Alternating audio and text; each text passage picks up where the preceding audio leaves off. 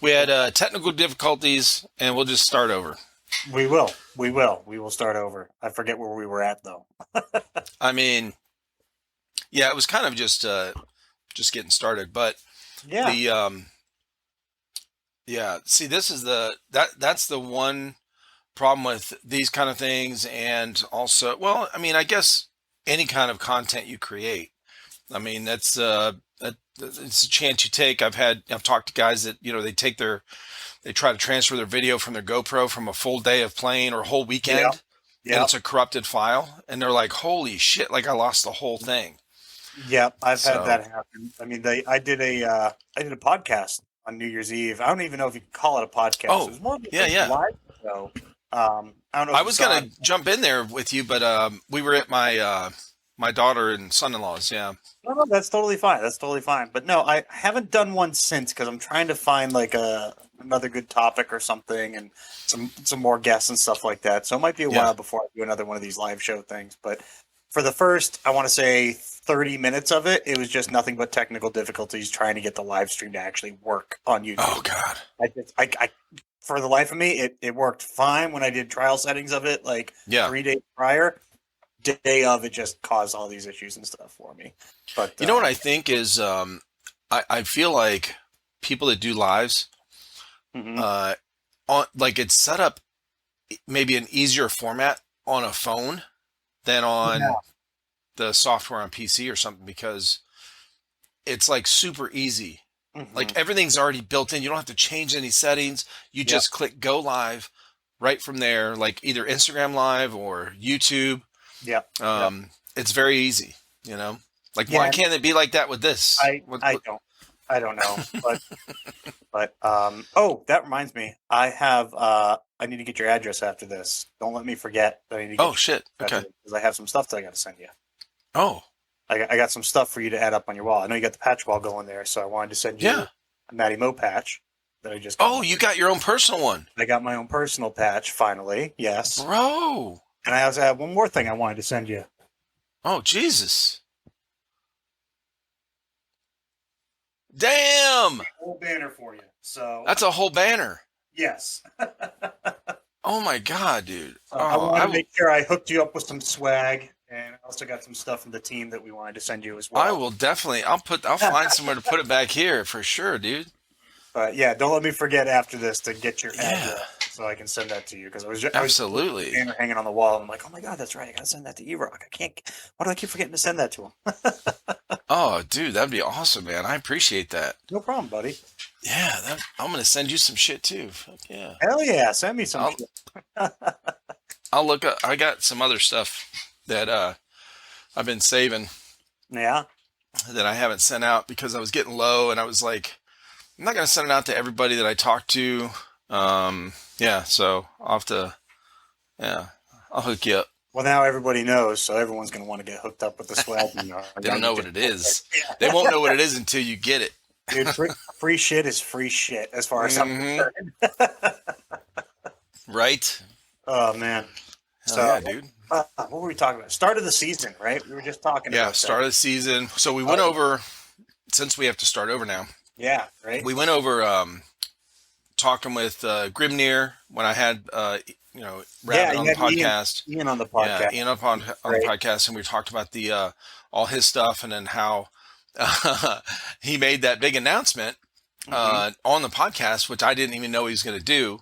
And I wasn't trying to withhold information from Yeah, anyone like, oh, I know something you guys don't. Like, I'm in the know. Like, I had no clue. And then, so you were doing the memes like crazy, bro. yeah, I Like, was. and I had to wait to send that information out. So until he announced it, but it worked out good. It was fun though. It was fun. Yeah, I was talking with Ian earlier today actually about those memes and stuff because people are in the Yeah. Grimnir Discord right now asking for information about Benghazi and the Benghazi event. They're like, when is that info going to come out? And his answer is like, oh, it'll come out soon. They're like, Matty Mo, where are your memes at? We need your memes so we can get this info. It's funny. Uh, so I might have to work on a couple more memes, Yeah. but we'll see how that goes. All my memes are just associated with like real things happening in real life, like at the time. Like something happens to me and I'm just like, oh, you know what? I'm gonna meme this really quick. send it over to you, Right. like what we just had happen, technical difficulties, right? So Exactly. Yeah. Did you post that yet? Or you just sent it to me, no, right? actually I should. I think I just sent it to you, but you know what? Now that you mention it, I think I will post it. Give me 1 second here. I'm just Because I saved it. sorry. Yeah. It was pretty funny, dude. I was like, holy shit. Um, it came up fast. Yeah, it doesn't take long. You just screenshot a couple things, edit it on your phone, and then just send it out. You know. Well, Just, at first I thought it was just the picture, the oh yeah, technical and difficulty, then you saw the title. yeah. And then I saw what you wrote and I was, I was laughing so hard. No, I did I that a know, right? lot with a lot of the Grimnir stuff too. Like I did a lot of memes for Gonk and stuff like that. I don't know if you heard Yeah. about the Gonk religion or whatever at Grimnir. It was Oh, yeah, they have like a whole vaguely, yeah. religion with their series that they're doing, the Soul War series, and somebody it was a couple of us actually in the Grimnir Discord that were talking about like, oh, there robots in this universe? That'd be super cool.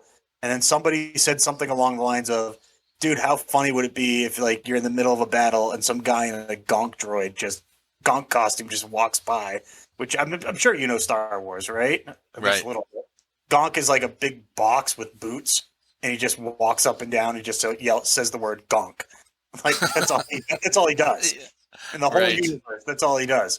So somebody thought it'd be really funny if like you're mid battle, like come on, charge over this hill, and there's just some fucking dude walking around yelling Gonk, and because of that, he eventually just spiraled out of control in the chat and turned into a god. So we all worship the Gonk god. Oh my God, that's funny. It's absolutely hilarious. But there have been lots of memes about that, and there's one guy, call sign Wizard, I believe is what his name is, and he's kind of like adopted the whole Gonk trend. He's made patches for it. He's like the known prophet of Gonk, if you Oh will. shit. Yeah, he's pretty impressive actually, everything that he's done. But every now and then he'll fight for one faction or the other, and he'd be like, Gonk wills that this faction will win the event, and Hammerfall, the faction didn't win the event, so we had to burn some churches down. Oh shit. You know what's wild, dude? When Ian was telling you about all this stuff, it was really fascinating how in depth this backstory is on the Soul Yeah. Wars. Yeah. Yeah, and it's great because anybody can really come and just make their own character within it. Right. I mean, it's such an expansive universe. It doesn't limit you to just NATO versus Russia, which you see with so many other events now. I get it. It's real life. This is the stuff that's going on. But I mean, you're just It gets Russian. old. Yeah, exactly. Yeah. You get old, and you're just Russian soldier. You can really develop your own character and your whole own backstory and stuff. And then when you go to this event, you can say, Yeah. "Oh yeah, I was born on the planet whatever, and I've been fighting in this war for this many years, and just Yeah. have fun with it, and everybody else will just play along. It's really nice." I really like the that idea, and those are becoming. I think those are becoming really popular too. The role playing style, Oh yeah, for sure. because with Swamp Sniper doing what with Valhack and all the events he's put on, and the Rev stuff. Zombies is always going to be popular. Always be Yeah, Star Great Wars stuff. type of I stuff. popular.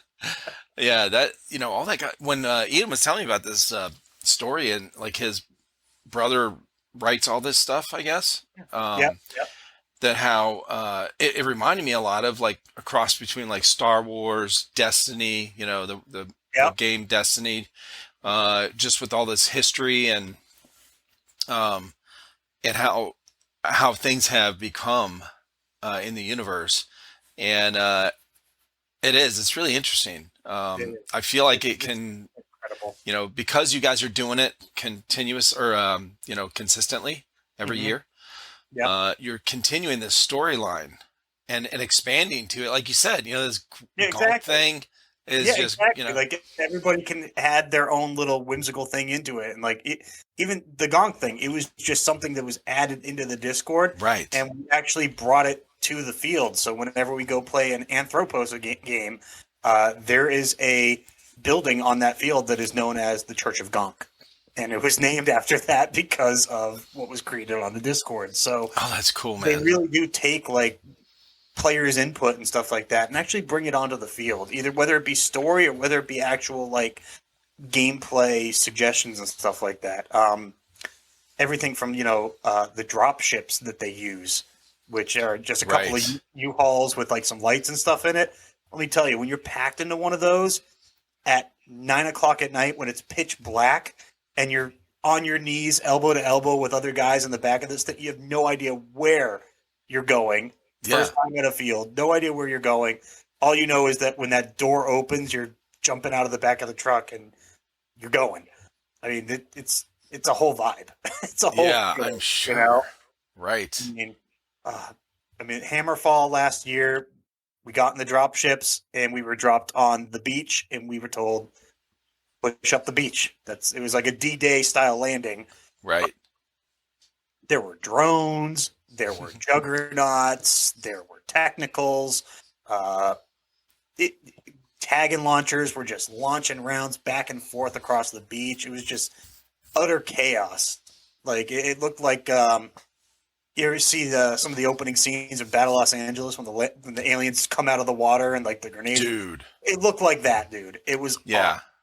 like it was so cool. I know a couple buddies of mine actually brought a slingshot out, and they had a 4-man crew trying to use this massive, like a water balloon. Oh, the big one.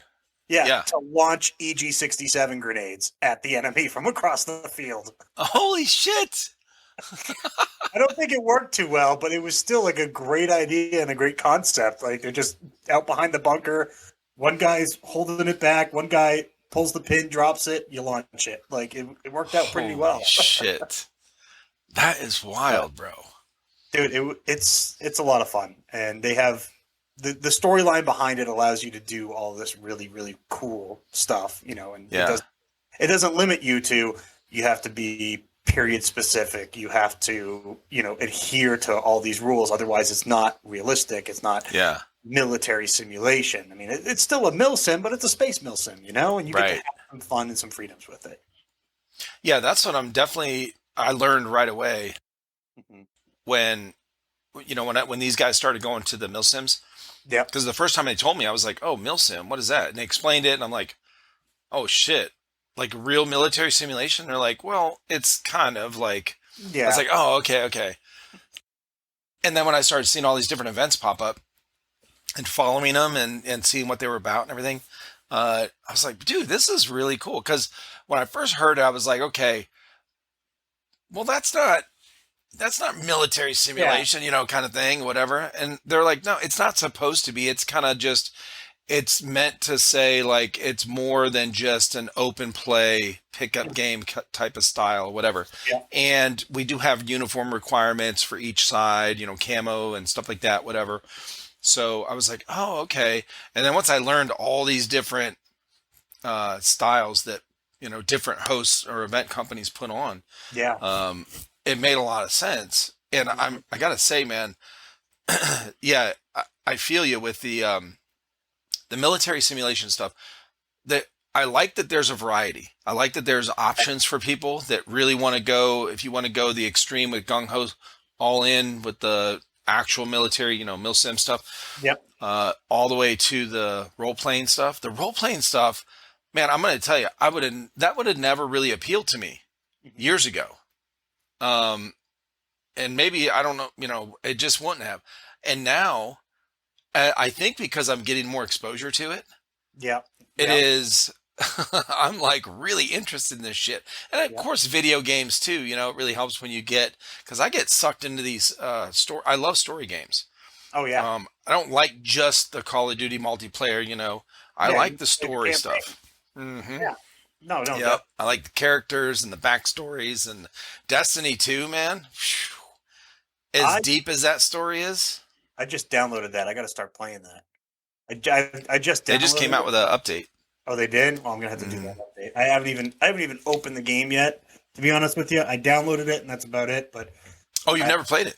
I've never played any of the Destinies. I just happened to buy it and say I need to play. So yeah. So do you know any of the story? No story whatsoever. Bro, I'm going in fresh. don't look up anything. Go get Destiny 1. Get Destiny Like, yeah, 1. for real.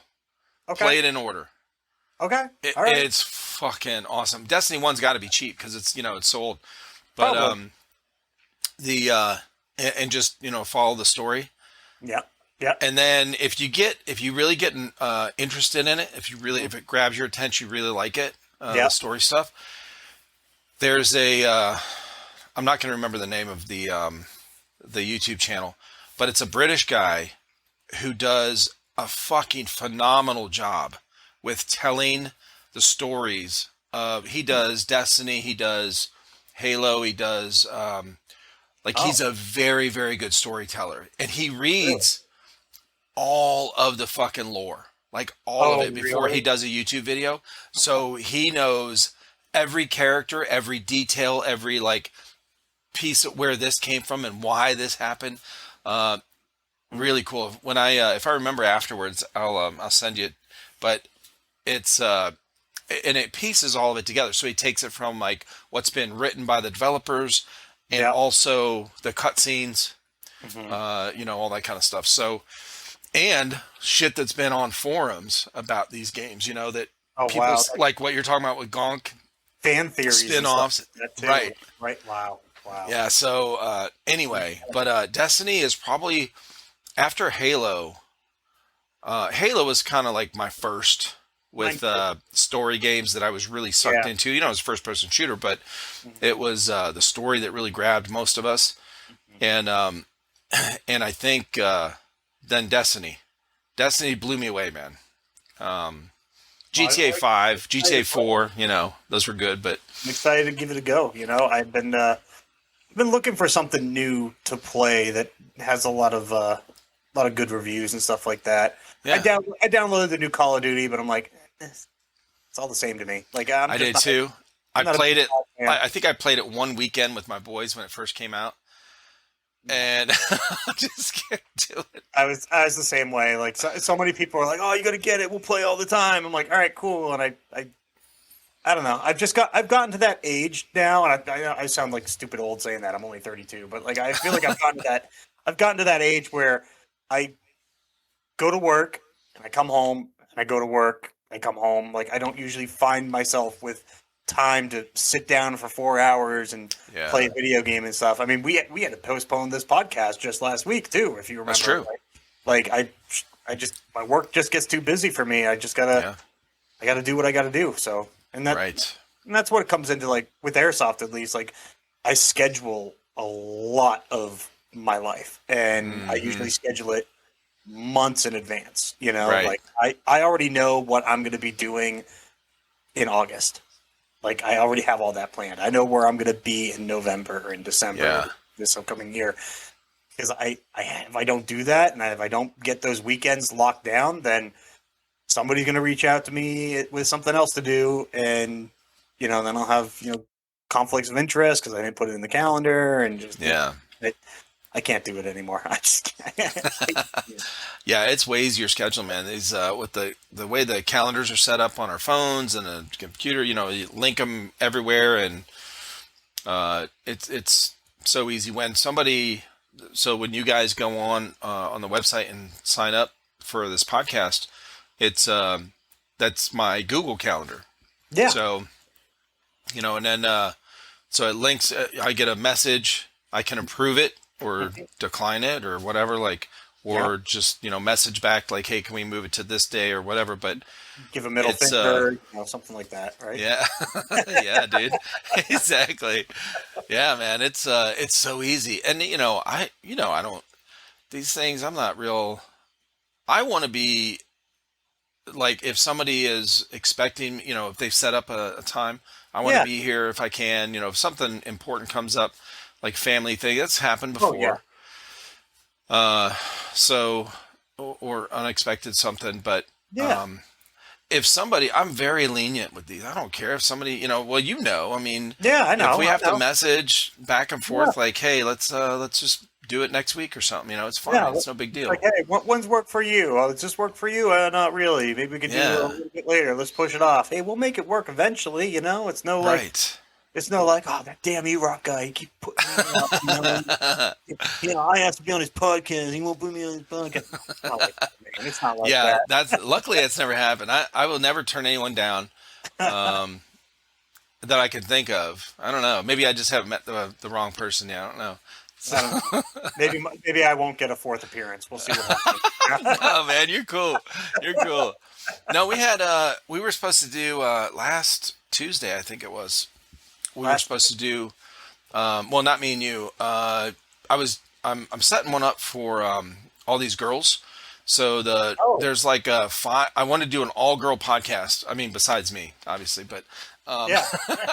um, so You can wear because a there's wig. there's so many throughout in America that I've talked with, and then I want to do another one that's like all the girls in the UK that I've talked with. So Yeah.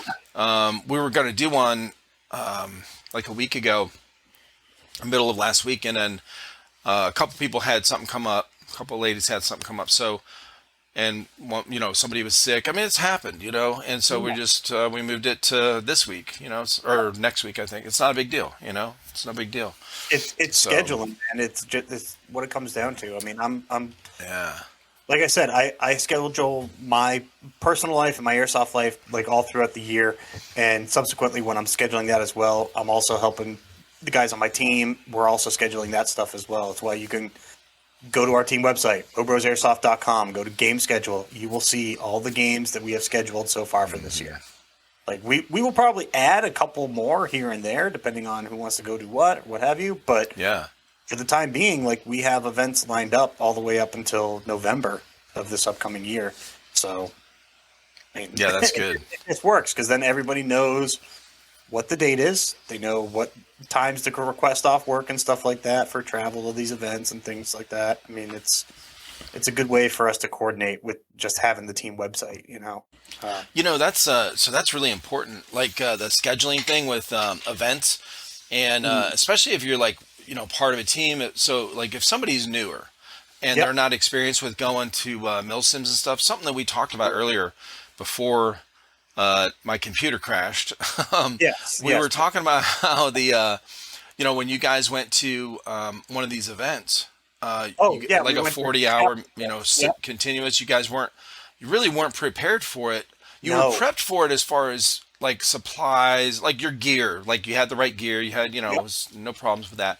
But you didn't really know, like there's certain things that We just you weren't only prepared. know through experience, or you only learn through being there, and Yep. the experience. So the terrain, the weather. Oh, If it's hotter, definitely. Yep. you're gonna have more. You got to have more water. You got to have a place to get more water, or something. Something with some kind of plan with that. And Yeah. I So think what happened there? That was I'll just go back through it. Like that was right. Captivus with Grimnir was our team's first 40-hour event and also our first Grimnir event that we ever went to. And we've never done a 40-hour before. We'd done a couple of like 24-hour events, like overnight at local fields and stuff, but nothing to this caliber. But we're just like, it's an extra night. What's the big deal, right? It got down to, I want to say, like in the low 20s at night. And I mean, I'll be honest with you, all I brought was a sleeping bag and a pillow. That's all I brought. Woo! I was freezing my ass off, and I didn't realize how awesome space blankets were until I woke up the next morning and put one on over me, and I was just, like my body heat just went up 10 degrees immediately, and I was just like, Yeah. this is, I stayed snuggled in a corner with that thing for a good hour and a half. Like I was so cold. Oh, for sure. We all froze in that Connex building. And then the extensive play is the other thing. Like we'd been used to playing airsoft before, but this extensive play is something we weren't too used to. We played night games and stuff. Usually a night game ends around 10 o'clock. We didn't expect to keep having grenades thrown in our lap in our Connex building until 3, 4 in the morning. I mean, Yeah. and if nobody's ever had a tagging grenade go off in a Connex box at 3 in the morning when you're sleeping in your sleeping bag, it's not a fun experience. Very loud and echoes, I can't imagine how loud that is. It wasn't even that, too. I mean, some of these guys were middle of the day. We're trying to eat, We're just like, all right, we're eating. oh crap, the compound's under attack. Oh, grab your guns. We do the battle. Afterwards, you go back to your SpaghettiOs, and there's clay pellets in my SpaghettiOs now because the EG67 went off right next. I guess I can't eat this anymore. Oh shit. I mean, just small things like that we really Right. didn't prepare for or think of in that manner. We just kind of went to this Connex building, set up everything in there, and said, all right, this is our home base for the weekend. Fuck it. Yeah. That didn't work.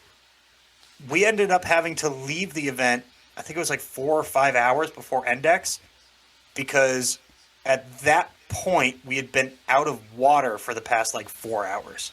We drank everything that we had between 5 of us. And it's not like we didn't bring enough. We brought more than enough water out with us.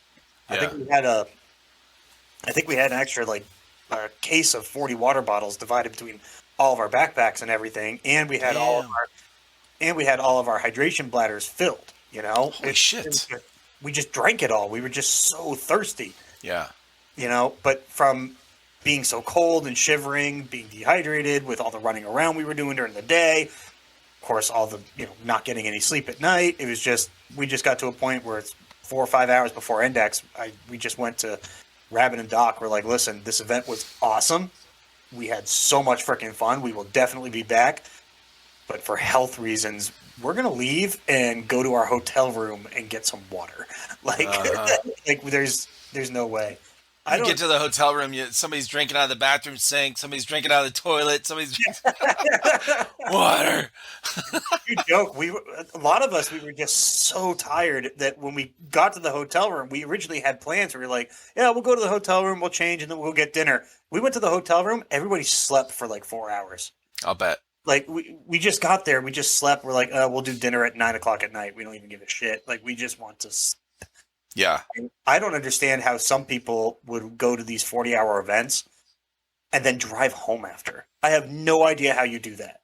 No idea. Because I personally, and my guys I were with, we barely even made it to the hotel room 30 minutes away. I don't know how people drive 4, 5, 6, 7 hours home from something like that. Oh, God. Yeah, being that tired. Well, that's when you put yourself in that situation, or when you go through something like that where that's when you start to realize the importance of the levels of survival, like what the priority is in your body for survival. So, if you go through all the steps, you got breathing, right? You need oxygen. That's number one, because you can only go a couple minutes without breathing before you're, starting to be brain dead, right? Yeah. Maybe 4 minutes if you're in good shape. So oxygen, number one.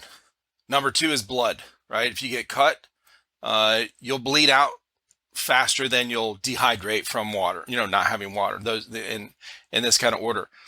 You think when you never put yourself in this kind of situation like what you guys did, right, with this 40-hour thing, you think like, oh, I could go a few days without sleep. It's no big deal. Like, an hour here, an hour there.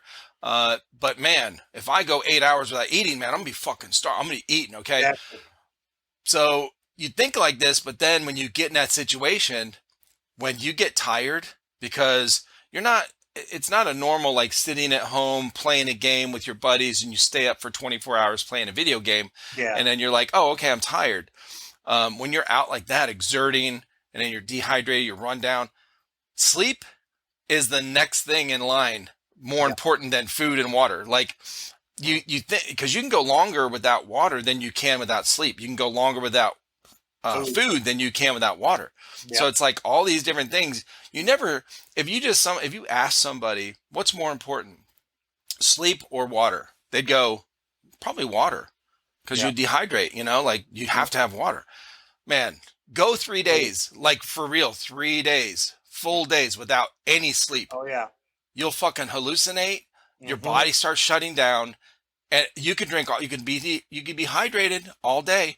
But you go without sleep, bro, your brain starts fucking up. and I think that's where we were at, which is why we said to ourselves, we got to go to the hotel room. We got to sleep. Well, you can't make rational decisions. It really fucks you up. Yeah. Like we were out there. We're like, okay, what are we doing? We're like, all right, we need you guys to go with this major assault. And we're like, major assault? I can barely come down from this Connex box on the second floor. Like, You're not going to get me running behind this technical today. No way. Nope. I'm going to the hotel. Like, Yeah. Well, it's way easier too if you have something to keep moving. Like yeah. once you stop, if you go like an hour and the first you're still kind of fresh and you have Mhm. to stop somewhere for a little while, it's Yep. easier to keep going. But if you go all day and then it's nighttime now and temperature Mhm. starts dropping, you've kind of settled down, you're hunkered down in this area, whatever you're Yep. trying to hold a spot. You sit there for like an hour or more, it is way you start to relax. Your body, Yep. your muscles get tight. It is way fucking harder to get back out there and go. Now, if you guys had a purpose, like a mission where you were trekking through here like a little bit at a time, little bit at a time, Yep. little bit at a time, Yep. you would have been better. It really would have Exactly. been better. But when you get stuck somewhere after hours of sweating and working and trying And to, think pushing of so hard. strategy, yeah, No, it it's was, like, it, bro, we cannot move. we treated that event as a sprint, and we Hmm. should have treated it as a marathon. Hmm. That was the biggest problem that It's we a good did point. at that event. Because when you do 40 hours, most people who go and will attend a 40-hour event, they're thinking, hey, I've played these 2 days. I've done this American Milsim 2 day, or you've done even a Grimnir 2 day or a Stag Ops 2 day event. That's great. I'm glad you did that. But those games still ended at 10 o'clock at night. You still got 8 to 10 hours of sleep, if that, right? And then you got up and got to go do the other portion of it. Uh-huh. You had that break at night. You had those breaks where you could go back to your car during the day and stuff. 40-hour, you don't get that. Which that's why I'm actually really excited for Operation Arclight Grimnir's doing this year.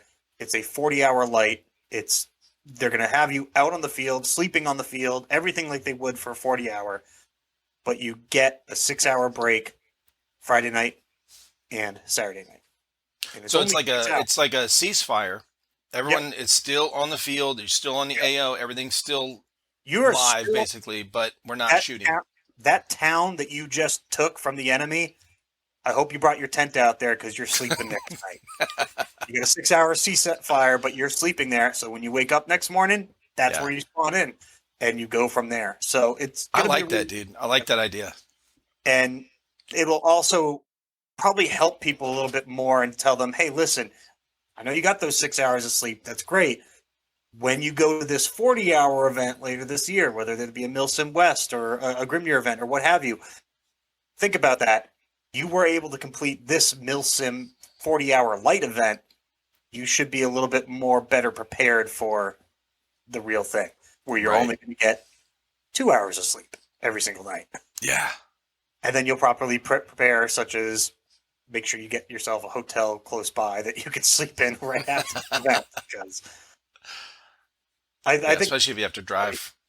we saw somebody on our way out. Or no, I saw a picture after the event for Captivus.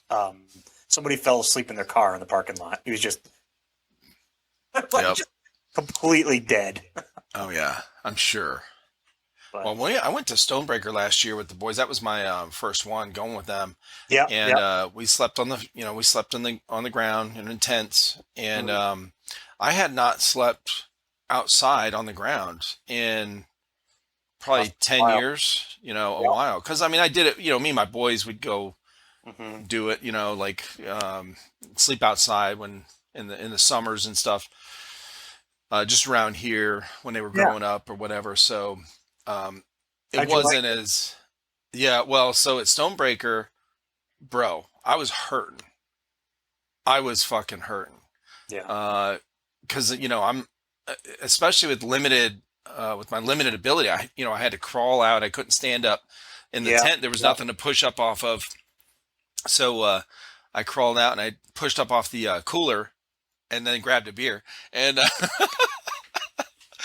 and Very nice. uh, but yeah, it was rough, dude. It is rough. If somebody out there, like somebody's fairly new, if you are closer to 30ish and you've never been to a mill sim yet and you're getting into this new, uh, there's no way to practice for it unless you just sleep like on your floor at night. Hmm. Just like step one, sleep on your floor. Don't sleep in your bed. still cover up, still do. Yeah. And then, sleeping outside is different because especially if it's, getting chilly at night, Hmm. that's one thing that's, I'll never, as many times as I did it in the military, like sleeping when you're cold, you don't Yeah. have enough, warmth. It is the most, I think I'd rather be hot than cold trying to sleep. It is one of the most uncomfortable feelings when you're trying to sleep outside and you're not warm enough. It's fucking It, miserable. yeah. No, it's pretty horrible. And that's to be honest with you, most of the events that me and my team we go to, we will always get a hotel room for these events, especially if it's Yeah, a 2-day event where there's no camping overnight. It's not one of those 40-hour events or stuff that we do with Grimnir. If it's yeah, something else, we spring for a hotel room the night before the event, the nights of the event, and the day after as well. yeah, So everybody else leaves the event, they drive home on Sunday afternoon. We actually stay in town a day longer because we tell ourselves, you know what, we can push ourselves harder on the field, and then hey, we're done the event, go grab dinner, then go back to the yeah, hotel room, chill, do whatever. We don't have to be home until tomorrow because we all took work off on Monday. So yeah. whatever. Dude, that's so smart though. Yeah, if It's somebody can afford that as far as the time and the well, effort and the money, then again, it definitely comes do all the that. way. It all comes all the way back to proper scheduling. If you Right. schedule these events months in advance, and you're able to give your boss your work schedule and just tell him, hey, listen, just so you know, I know it's March right now, but June 11th, that weekend, I'm going to be gone for 5 days. Like, you're not going to Hmm. see me Thursday, Friday, or Monday at work. I'm telling you now. So that way, when it comes around again, you tell your Yeah. boss, hey, remember I told you I wasn't going to be here for 5 days. I paid a ton of money to go do this. Like, Right. they don't really have an excuse. So planning in Yeah. advance and giving yourself that time off. And if it's money wise and stuff like that, if you're planning this far in advance, you can save the money up until the event to be able to pay for the event ticket, the hotel room, the travel, Right. everything like that. That's another reason, the benefit, if you will, of planning these things so far in advance. Exactly. And then you get to be part of the event faction planning and stuff like that too. You get to get on the online forums and whatnot, and It's really helpful. people that comment. Oh, it Oh really is shit. big time. Yeah, it's really helpful because the from what I'm hearing with all you guys, like you guys, you've been to a lot of mill sims. You've been I to a don't know if lot I've of been events. to I don't know if I've been to a lot. I've been to a lot in the past few years. I will say Okay. that. But I've actually really only started doing milsims back in 2019. But So you've been to what, 10 or more? at 10 least events? at least 10 or more events. Yeah, definitely. At To least me that's a lot. I mean that's a more. lot of experience that new people don't have. Like Yeah, it's only, that's never been to one. that's why we bring them under our wing. People Yeah. ask for, hey, what do I bring to a milsim? What should I pack and stuff like that. And I have all of these like Amazon lists and stuff on my Amazon that I'll just copy and Yeah. paste to them. Be like, hey, what team are you playing for? Tan or green?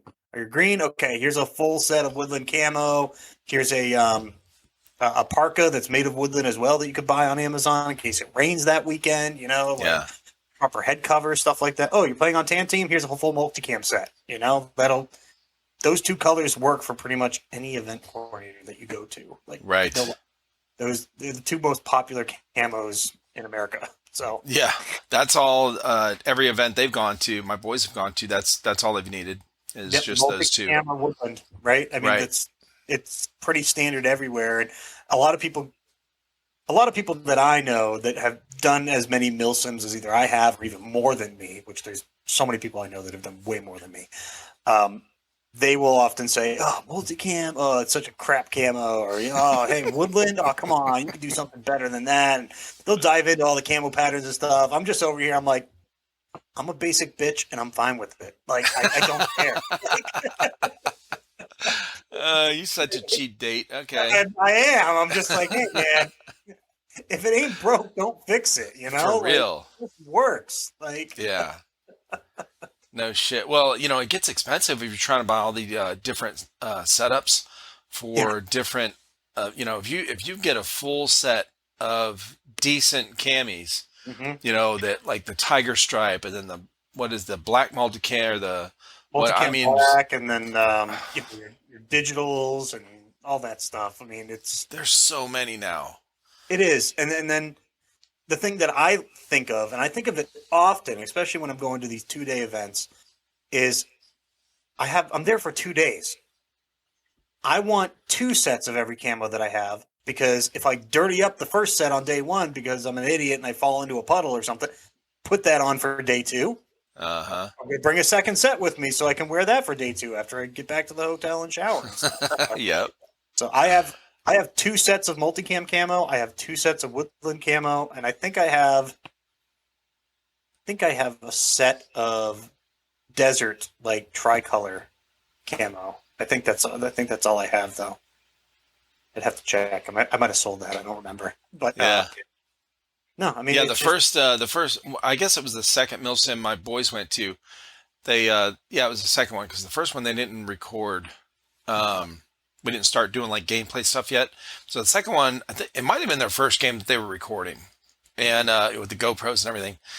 And one of my sons, Coltrane, he ripped his pants in the crotch, split the whole crotch out, all the way down one side from the crotch to almost to his knee. Okay, it ripped so bad, and he didn't have any extra pants. he wore those all weekend. He wore them all weekend, so I think they taped him or something. He said, but it was you could see it on the GoPro when it happened, and Yeah. he looked down because you hear it rip, and he looks down. And he's like, "Oh shit!" And, but yeah, it's a good point. Like if something happens, if you're starting out and you buy some cheaper pants or whatever, if you've never worn them before and you're not used to this kind of stuff, your pants hang different when you have all this gear on. Yes. And maybe you have cargo pockets and you put stuff in your cargo pockets. They don't fit the same. They droop down a little bit. Your legs start sweating, and when you squat down, they stick to them. And so you kind of have to pull them up, or else they'll rip the crotch out. Or just, if they're strong enough, they'll just stop you from squatting. Like, it's, but yeah, it's important to know these, having an extra gear. The other thing too is what you were talking about earlier, when you guys were at this event, the like communication and, talking with your team and knowing the objectives and knowing the field and, and where different places, like what you have to do and where your team needs to be, that kind of thing, and communicating to your team, those kind of things. That's something you have to learn on the field. Like you can probably practice it. You can, and there with are your team. There are teams that do practice that, but our team is not one of those teams that practices it. We are a team that are about going out and having fun at these events, right? Right. It's military simulation, yes. Are we there to go help our faction win? Of course. Are we going to fight tooth and nail to make that happen? We will. Yeah. But are we going to take it to that level of seriousness that some other people do and stuff like that? No, man, this is just a fun game at the end of the day. Yeah. Like when I get shot, I'm gonna roll on the ground 15 times and scream for mom. Oh, I'm gonna play it. I'm gonna have fun because hell yeah. When I do that, when I'm rolling on the ground and you just shot me, like you're gonna say, "Holy crap, that was awesome! I just totally laid out that guy." Right. All right. Who's next? And when you lay out 15 of us, like you feel even better about yourself. So. I like to try to give other people a good experience, but as far as communicating and like doing squad tactics and stuff like that, we don't really do any of that. But we've played so much with each other. There's just like sort of a natural bond, if you will. If my guys see me pushing up, they know that, oh crap, there goes Matty, I got to cover him, and vice versa, right? Right. We just have each other's backs, and we just try to do whatever pushes that we can, and we defend things as best as we can. We coordinate. We communicate. I'd say the best form of communication we have is using our radios, knowing how to use them properly. Right. A lot of people will get on the radio and they will call out. You'd be like, "Oh, I got 5 guys over here next to me."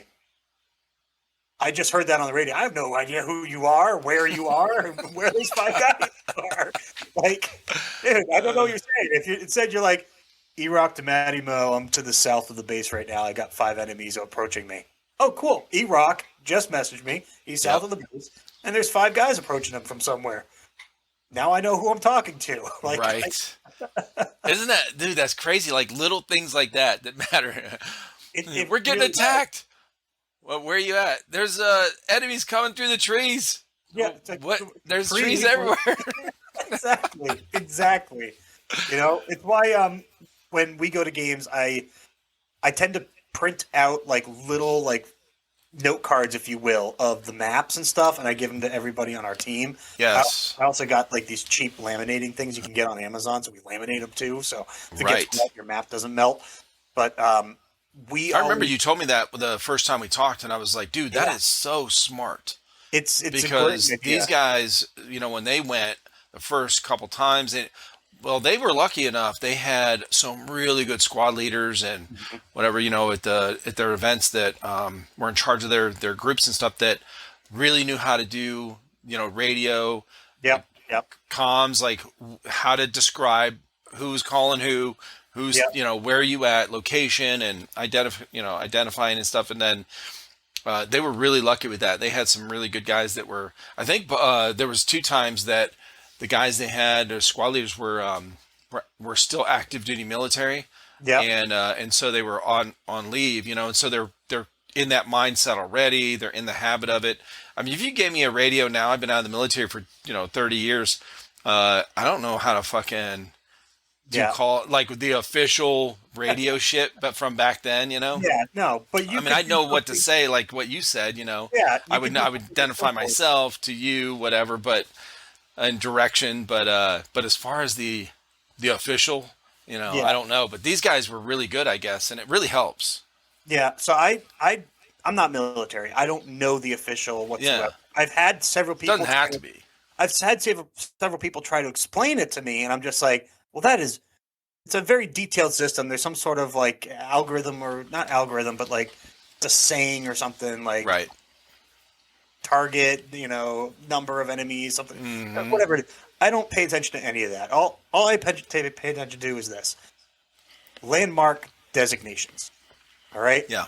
Right. So you have a map, right? And on that map, it's always oriented that the way that you're reading it. I tell everybody this: I'm like, the way that you're reading that map, the top of it is north. Just always call that north, because everyone's going to look at the same map. It doesn't matter. You're at a game. Nobody knows what north is or south is, or what in real Right. life. For all we know, the map is square like this, but north and south is like this way. Nobody cares. Nope. Top of the map north, call the bottom of the map south. It makes it easy for any civilian to be able to figure this thing out. Yeah, that's all it is a reference point anyway. Exactly. Yeah. So from there, you can have all of your little objectives on the map. Building A, building B. The Church of Gonk, what have you. Right. Yeah. Now you know where you are on the map, and you know what's north of you, south of you, east and west of those positions. Use your landmark designations when you're on the radio. Mm-hmm. MattyMo to E-Rock, I see 4 enemies in the Church of Gonk. I am just south of that position. Do you want me to push up and try to take them out? Like, what do you want to do? Yeah.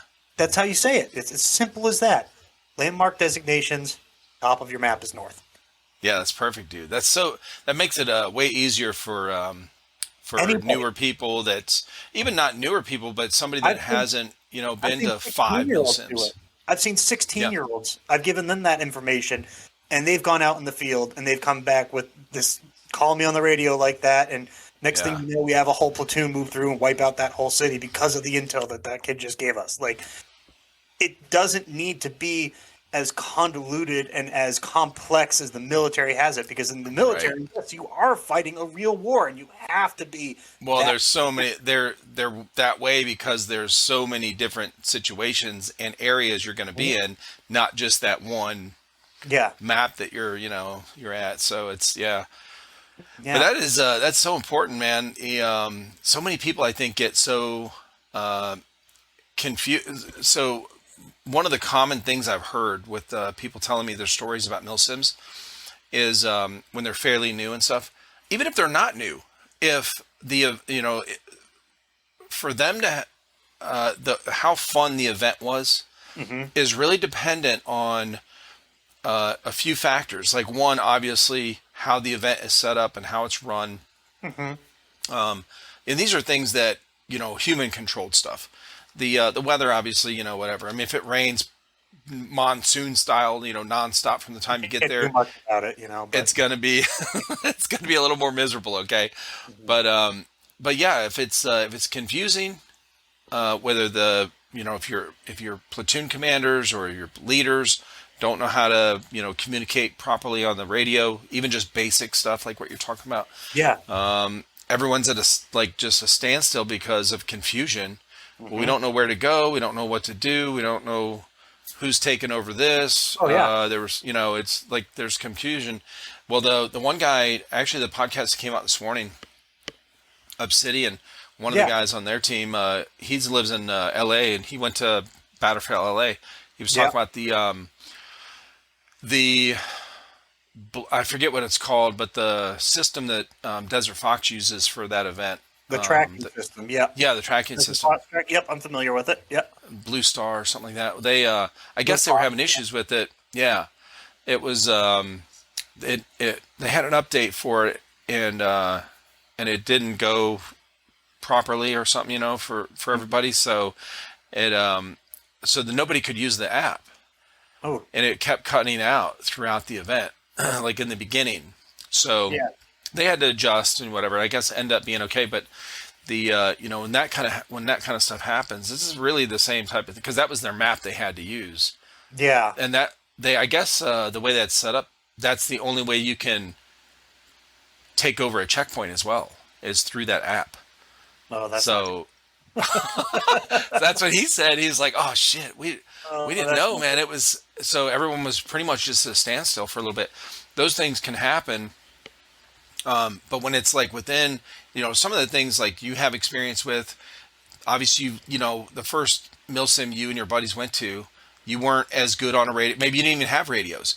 yeah, we weren't that great. I mean, the first Yeah, one that we went to, yeah, we weren't that great on the radios, but you learn, and you adapt. And when you have those people that are doing it the right way, that can set those proper examples for you, you notice that hey, people start to be a little bit more unified. People are communicating a little bit better, and things go a little bit more smoother for your faction. I'm a big fan of any faction versus faction type of Milsim event.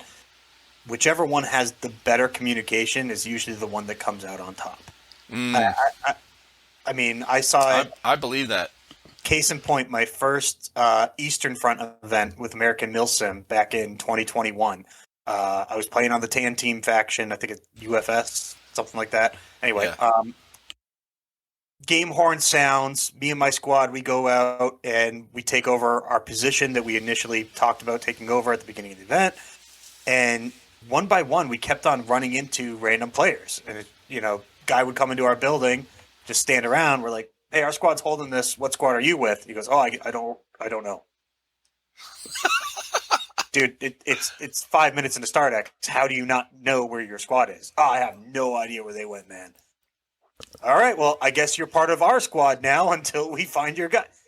Man, I absorbed 20 players into my squad within the Holy first 30 shit. minutes of that game. I couldn't believe it. The platoon leader comes over to me, goes, MattyMo, what's going on? And I'm like, well, I'm like a squad of 40 people now, so there's that. And I don't know where any of their squads are or what they're doing, but I got them all on my squad channel, and I'm directing them as best as I can. Like, Holy shit. yeah, I don't even know how that happened. Like, Yeah, for real. and then I played for the opposite faction at Eastern Front 2, and the communication was so great between myself, my platoon leader, and the three other squad leaders in our platoon that we were able to hold a defensive line maybe like 200 yards outside of the enemy spawn for the first 6 hours of the event. Holy shit. Like, our communication was so on point that we were Hmm. able to do that. I even made a video about it because my squad was the first one to hit that tree line and effectively stop, what was it, like 200 people of them coming out of their spawn? Like, they're all coming out of their spawn. They see one guy, and the whole assault just stopped. Yeah, It was insane. Like, that's crazy. but Yeah, I No, think you're right, man. That's what I've heard, a common thing I've heard. Yeah.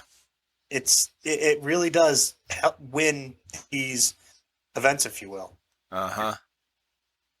But yeah, Yeah, I think that trumps the communication trumps tactical skill, I guess, right? I mean, tactical skill and airsoft. I want to say it plays a part, but at the same time, like that skill is a little bit. I feel like more related towards real steel side sort of things. Like Yeah. the the way that you breach the way SWAT breaches a building with an armed gunman in it is completely different than how me and my team would breach an airsoft building with an armed Sure. airsoft person into it. SWAT is going to be very tactical. They're going to pie their corners. They're Uh-huh. going to clear room by room. They're going to be very precise about it. We're just going to throw bodies at the situation until it's solved. I mean, that's just what we're going to do, right? Like It's really what it is. I mean, For real. so if you have the numbers, I mean, you can just overwhelm the situation. It's like Uh-huh. throwing a horde of zombies at a situation. Eventually, they're going to have to reload. I mean, Exactly. like that's what happens, and that's when you get your upper hand on them. So I've seen Right. that tactic work a lot. So many people are just like, "Oh, my shots are so accurate. My gun, I can shoot from here to there." Doesn't matter when you have a horde of 50 people coming after you. I mean, Yeah. Yeah, using that kind of tactic, that reminds me of I think it was Halo 3 was the first one when Halo 3 came out. It was the first Halo where you could accomplish the levels if you had another person, right? The co-op. you're playing co-op, right, on story, and you put it on legendary. Yeah. So legendary, if you die, you both die, you start at the very beginning, Yep. Yep. right? No matter how far you are in the level. Yeah. You start. Yeah. So there's no checkpoints basically, right?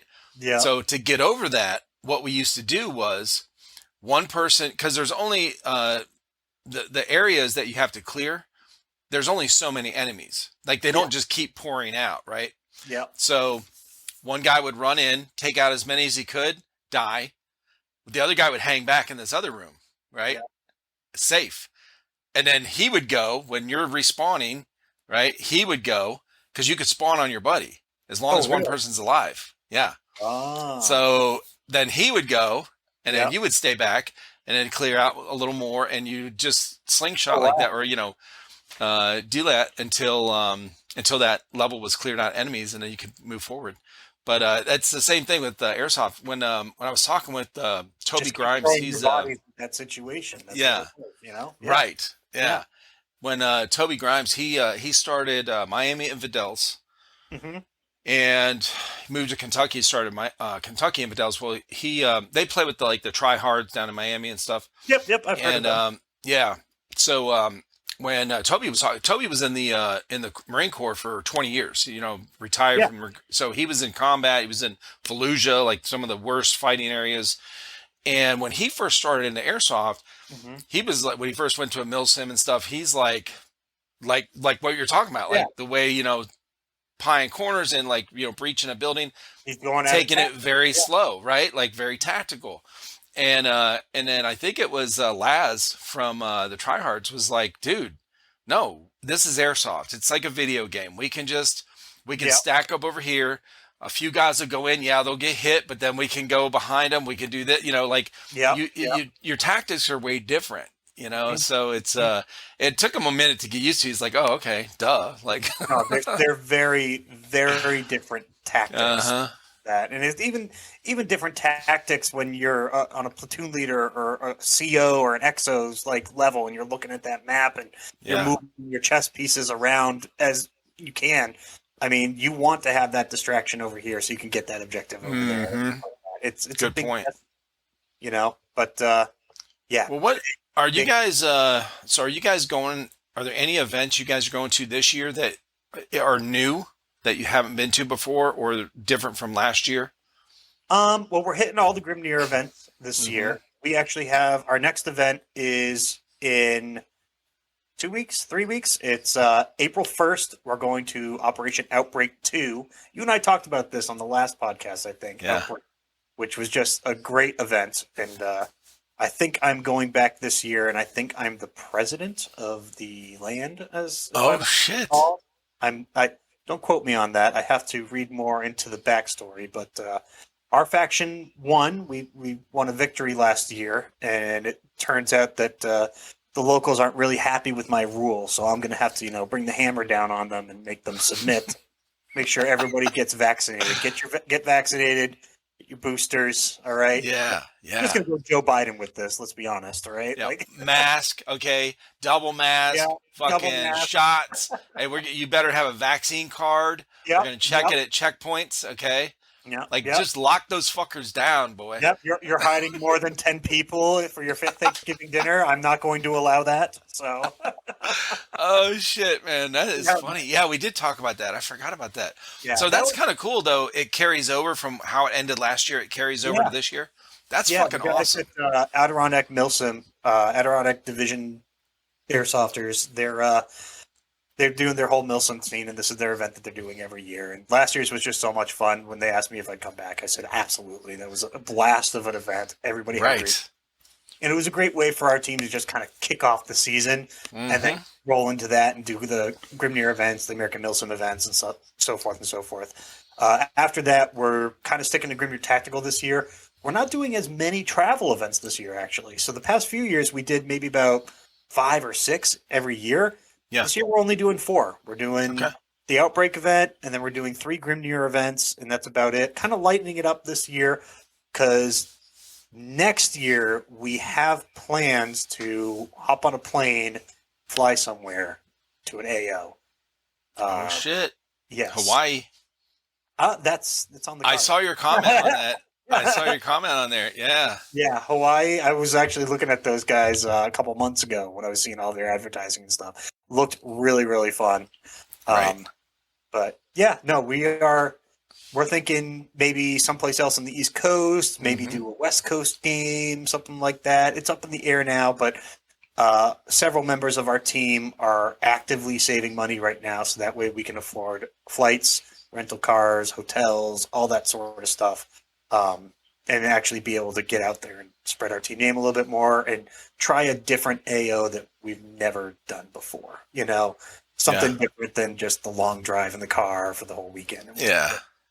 But looking forward to that. I'm actually doing, I guess you could call it an extra travel event this year because I'm actually going to be down at CIA Airsoft with Strike Entertainment and Obey in September.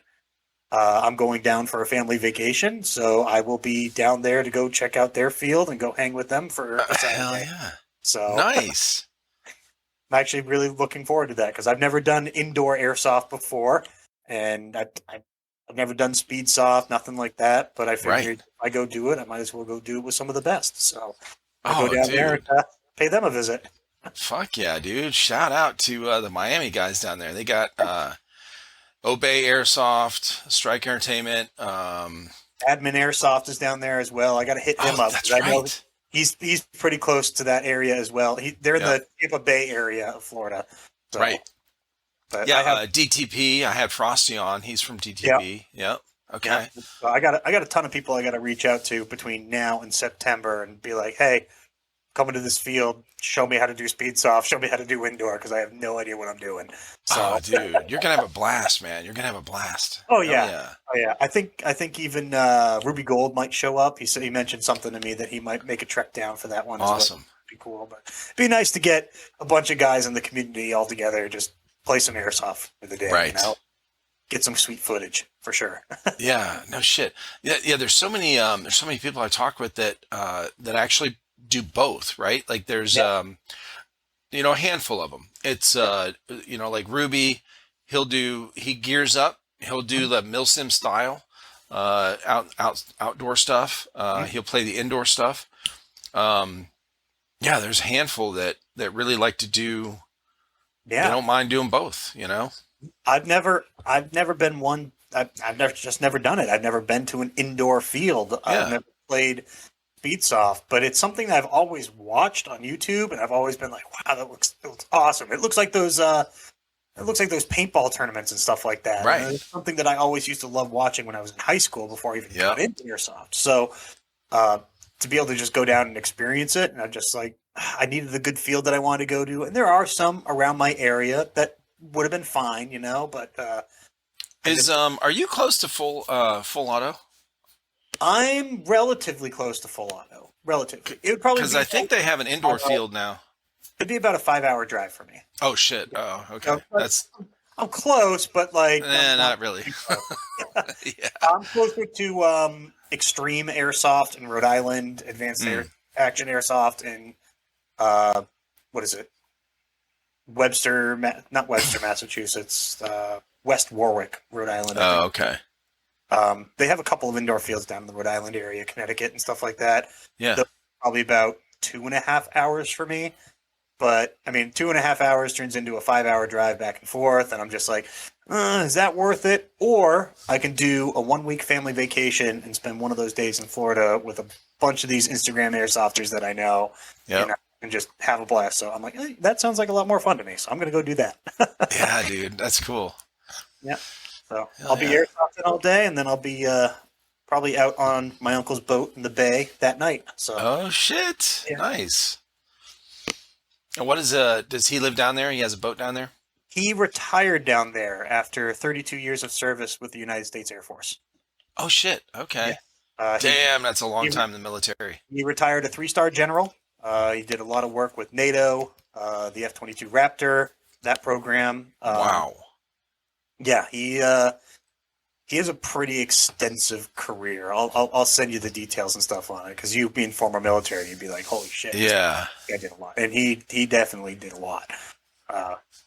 But nope, he retired down in the Florida area. Before that, though, he was traveling around with his RV. 172 square feet of awesome, is how he called it. And settled in the Tampa Bay area next to his two girls, one who just turned 30, the other one's I think 27 right now. And but yeah, I've had that family down there for most of my life, so figured I'd go down, pay him a visit. He keeps inviting me Yeah. back. I'm like, fuck it, let's go. It'll be a fun time. Take the wife down, be on the beaches for a week, and just relax. Oh, dude, that's gonna be so fun. I'm really looking forward to it. That and Good. all the airsoft events I got with the boys this year. It's just Right. culminating to be a good year, in my opinion. Now, has your wife ever gone to any of these bigger events? Absolutely not. She thinks I am the biggest loser when it comes to airsoft. No, she doesn't think I'm a loser, but she gets that I have my hobbies. She has her hobbies and stuff like that. And this is just something I like to do for fun, like hopping on the podcast with you, chatting for fun. Right. I'm either just chatting with somebody on my phone, like Strike Entertainment or Admin Airsoft, or one of the other millions of friends, Radar from Moon Goons, or Right. Radar. dude, I love Radar. He's a Yes. great guy. Him, Reaper 6 from Dogs of War Milsim, like Ruby from time to time too. Like Right. him, like no, it's just making those connections and talking with those people, chatting with them about a hobby that we all love. That's just something I like to do, And then Yeah, that's funny you said that about the getting on here and talking to what I've had in the past too. People I've talked with, they're yeah, they spend so much time talking about, thinking about, planning, this airsoft stuff, that their wife or girlfriend is really like, what do you? Okay, yeah, that's your hobby, whatever. But then it's like they get on a podcast and some of these have gone a very long time. Oh, I've watched some of them go a very long time. I think Like- one of ours almost went like 3 hours or something like Uh-huh. that, right? I mean, it was Yes. forever. I mean, you're easy to talk to, bro. You got a lot of Oh, yeah. stories. Yeah, Sure. it's so you get rolling, and I mean, I don't really think about the time until I have to take a piss or something, and sometimes that's a while, so but yeah, I've had people message me after, like, yeah, my wife was like, what the hell, like, you guys were talking about airsoft that long? We're like, not really, kind of like Yeah. just bullshit, you know? Just Yeah, yeah, right. Like, like what'd you guys talk about for so long? God, I don't know. Like I could only name like my wife asked me, I'm going, um, like what they're planning on this year, like what events they're going to, like it's one of the, when you get done talking with to get somebody, you like for your birthday, honey. We were talking about what to get you for your birthday. I know, right? Or I'll talk to somebody that she, knows I've talked to before or knows of or whatever. Oh, how are they doing? I'm like, good, I guess, good. Like, well, what happened with this or something? I'm like, uh, I mean, it didn't come up. Well, Yeah. what? You didn't ask them about? Well, why would I ask them? We're talking about this other stuff. Like, I'm not gonna ask them about their girlfriend or their whatever. Like, I don't know. They're like, how do you go 3 hours and not talk about their family or their? I'm like, dude, because I'm a guy. It's too funny. Oh yeah, we're talking about guns and gear and shit, okay, and I drinking and. I know. I just tell my wife. She's like, oh, "What do you guys talk about?" I'm like, "You can watch it. You can Oh, watch it's I'll, hilarious. I'll send you the link." She's just, "No, I'm good." I've actually, yeah, when we're talking, I've made little jokes about my wife or something here and there, and I'm like, oh, it's fine. She never listens to these, whatever, she'll never hear it. Hell yeah. But no, no, I split my time with the airsoft and stuff, and then the wife. No kids for me. You Yeah. know, it's for some people. It's not for me. But that just means I have more time for my hobbies and Well, yeah, that's when I talked to Hannah out hmm in Cali. She's still in the military right now, yeah, but her and her ex split up, and that was one of the major kind of points in their relationship that was a big deal, and that's it kind of it came up as we were talking. yeah. The There are certain things in a relationship that if both people don't agree on, they can be a real strain on their relationship. One of them Oh yeah. is probably one of the biggest is kids. hmm If both people don't, agree on, hey, I want to have kids, no, I don't, that Yeah. can be a real issue because it's not like a vacation, right? Like, oh, I want to No. go to Hawaii one day. We can do that when we're 50. All right. Yeah. We can do that when we're whatever. Like if you're 20 and you're just getting married or something, It's that they're can there be, for 18 years, man. Like they're there yeah. forever. And that's your number one priority. It Uh really huh. is. And my wife and I, we have been very much on the same page for. I mean, Yeah. we've been together for what is it, 13 years now. We've been together, Yeah. and we've been on the same page ever since. Neither of us want kids. We just feel like it's not something that we need to fulfill in our lives. We Right. have so many other things that are fulfilling that we're okay with not Right. having kids. You know But what's wild though is there's still this old mentality. And I think it's religious and I think it a lot definitely of it's kind of like religious background, but also I think it's it's something it's so much a part of people's lives. it Back is. in the 50s, even just 50 years ago, 100 years ago, Yeah. it was the only thing that mattered, really. Like that was what you did, like Yep. you had kids and raised a family. So we don't need any more humans on the planet. Like we don't. It's not like we're gonna die out, okay? Unless Yeah. we have an alien invasion or something. So No, we I mean, Hannah was the same way. She's like, I don't want kids. mhm. He changed his mind. He wants kids. And that can be a real Yeah. thing. So my one of my nieces, same way. She doesn't want kids. hmm My youngest daughter, she's like, I've been around enough kids. I don't want kids. God love it. So my wife doesn't really, like Yeah. say anything to her, bug her about it. I mean, she's young, she's 21, but it's we already have grandkids and stuff. So, how moms, Yeah. man, they're gonna be like grandkids, Yeah. My like my sister took care of that. Thank God. there you go. And see, that's what I asked Hannah. I was like, do you have someone in your family that already has grandkids for your parents? She said yes. So Yeah. it really helps. I said, It does. okay. It does. I got my 3-year-old nephew's birthday party. He's turning 3 Mm. next weekend, so gotta go gotta go get some Paw Patrol toys and stuff like Oh, dude. Yeah. that. Paw Patrol's the best. Yeah. Oh, it is. It is. It's a cool cartoon. Oh yeah. I But think I've seen every episode. My granddaughter's 4. Yeah, so she went, all those. yeah, I've watched a lot of Cocomelon. I've watched a lot of Cocomelon. It is Right? yeah, like people don't need weed gummies. They just need Cocomelon. Like I said, it just takes you to there. It really does. If you watch too much of it, yeah. Oh my God.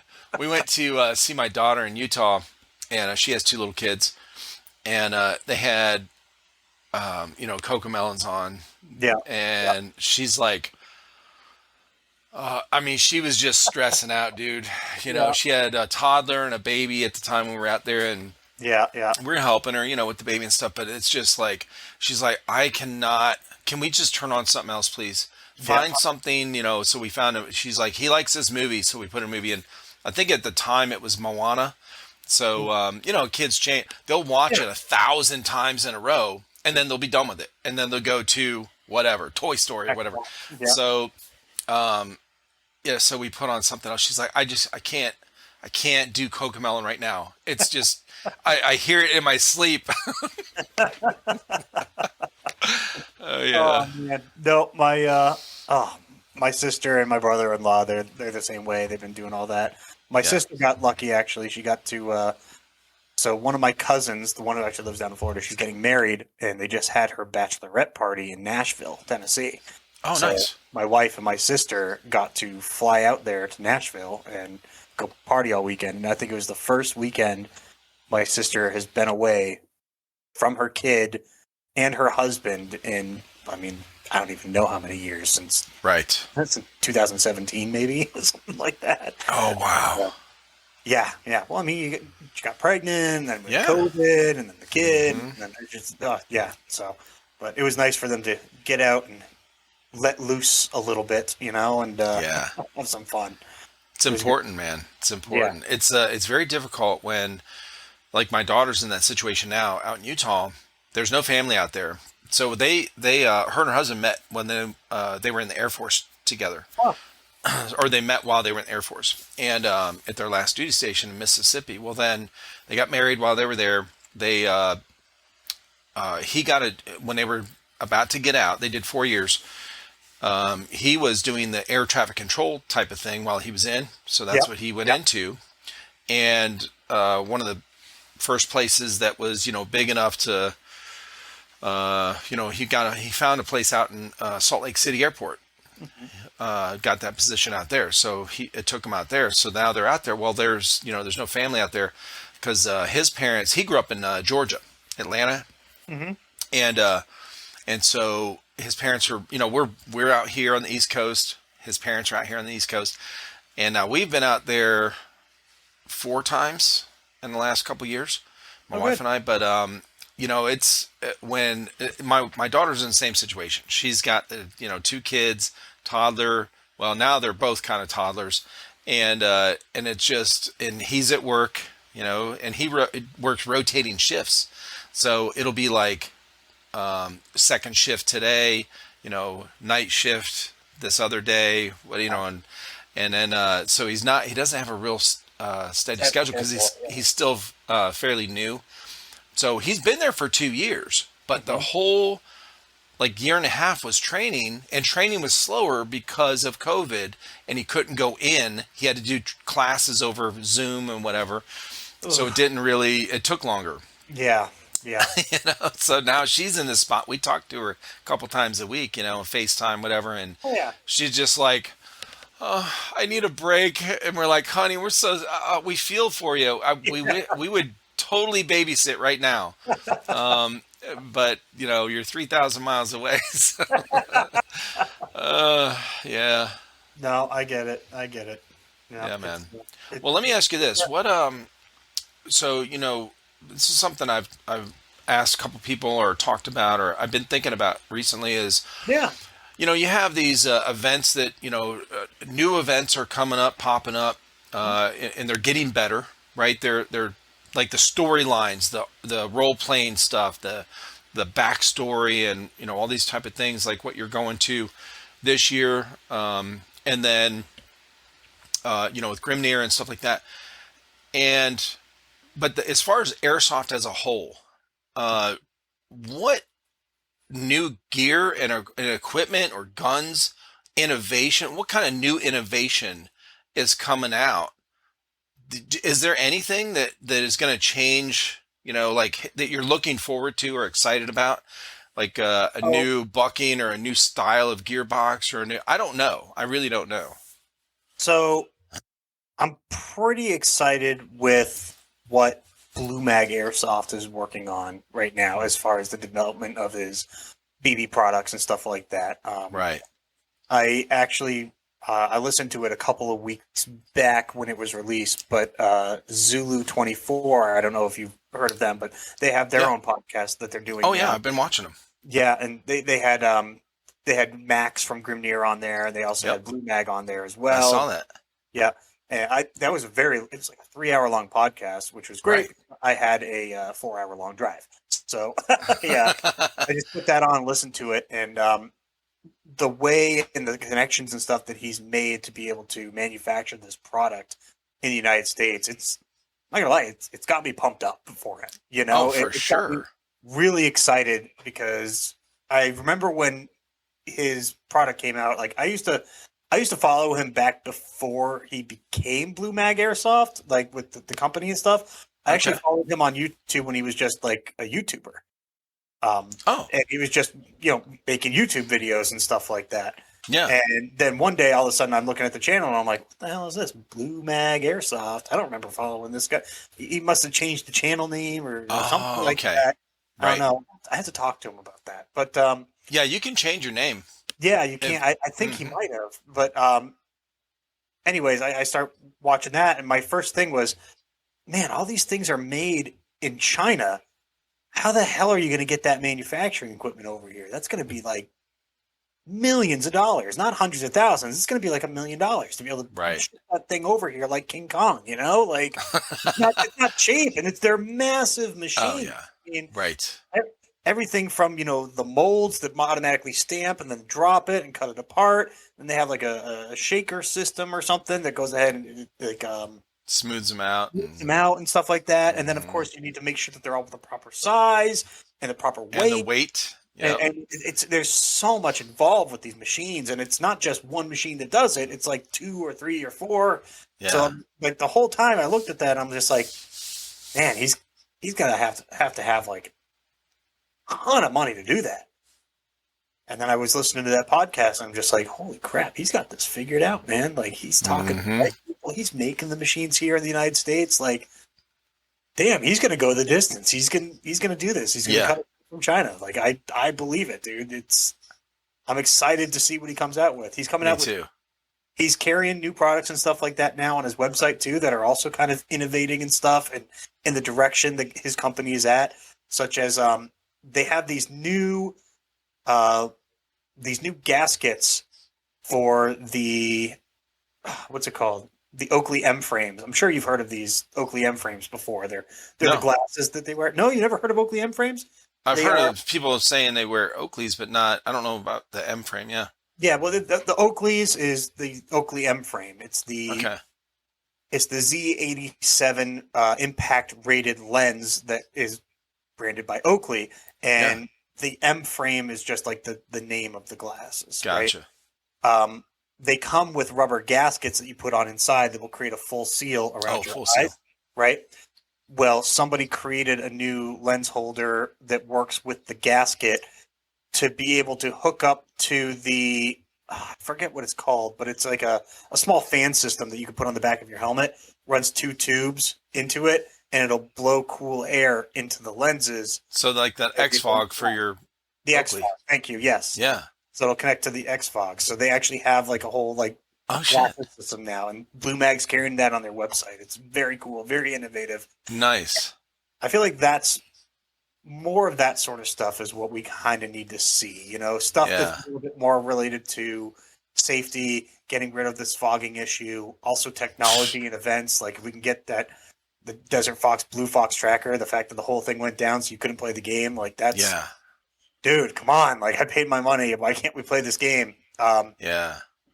Like Grimnir does. Grimnir runs its own app. Grimnir does a bunch of different technological stuff. To be honest, I mean, Right. anybody watching Yeah, this, yeah. When he was talking about it. I don't need to sit here and Well, stand. you were the first one that told me about it. Yeah. And he talked about it too. No, Interesting. they got lots of technological upgrades and stuff as far as game mechanics and things like that in Yeah. Air.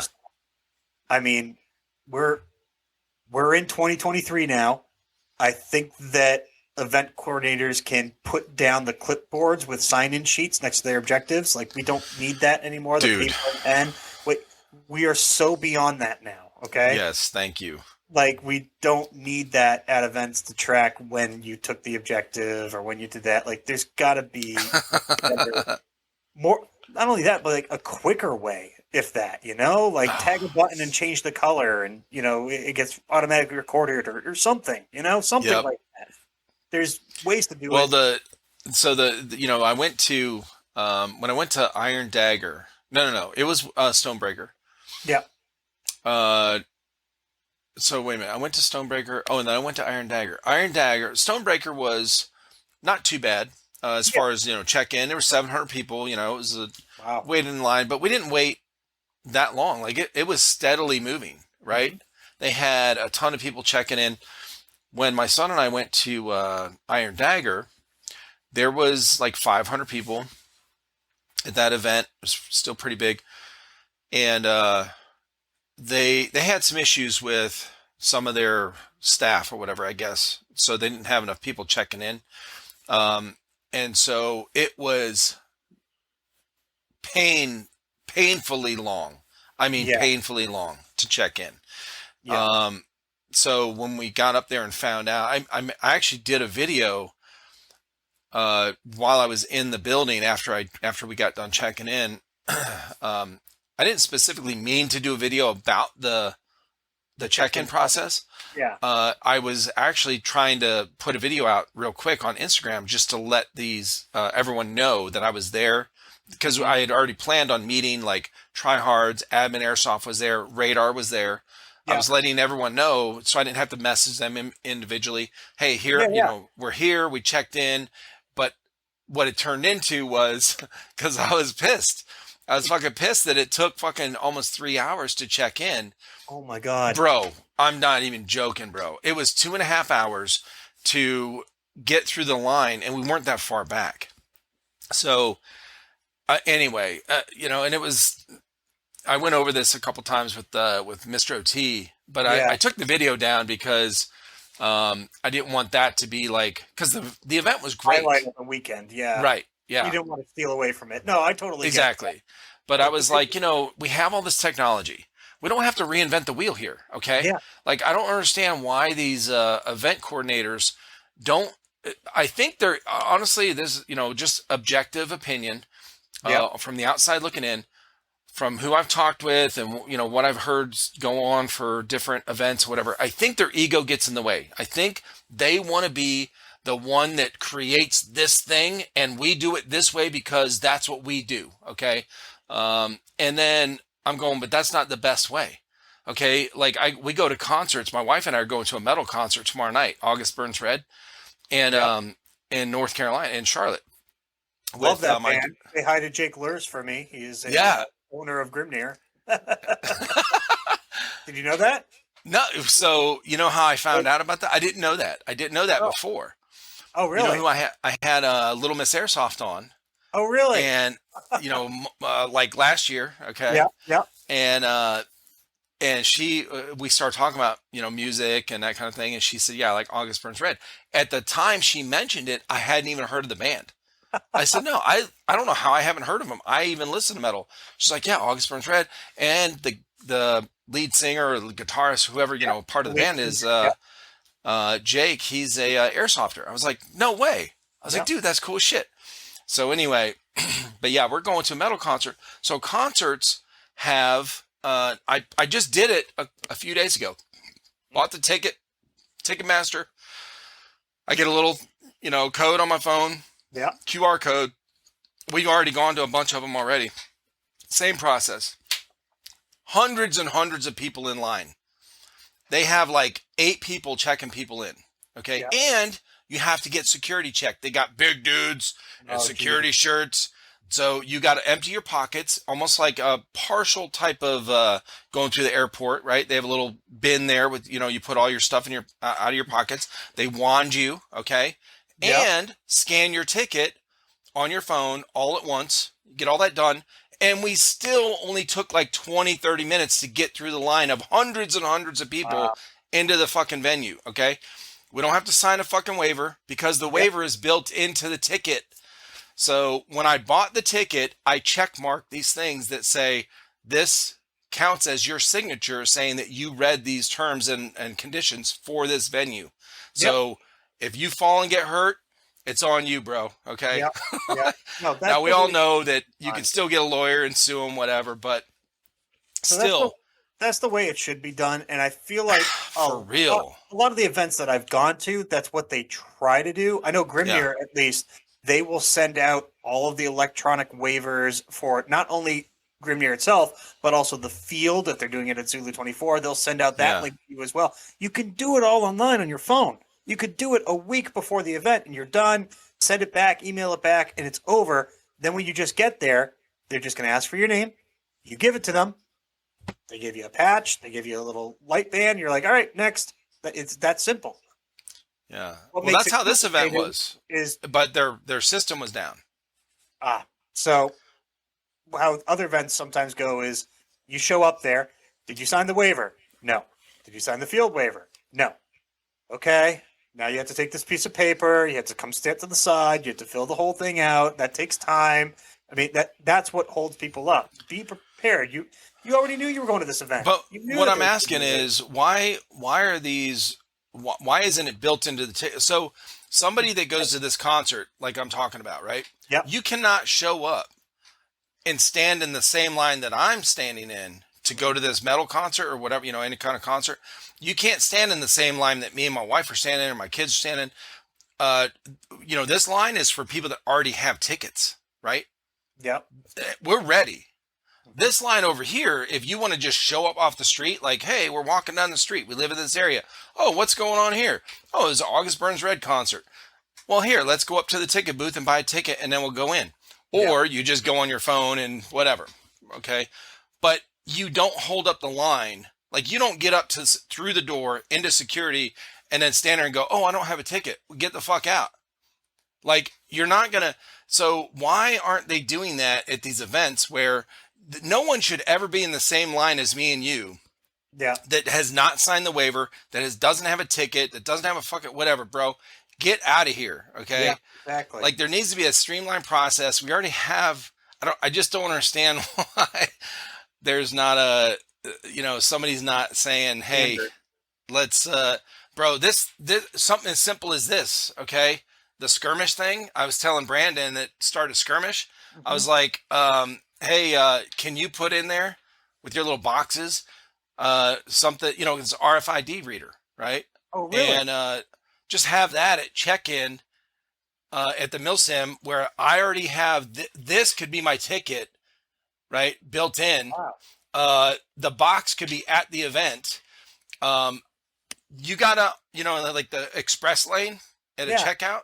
Yeah, you got a skirmish system over here. Come on.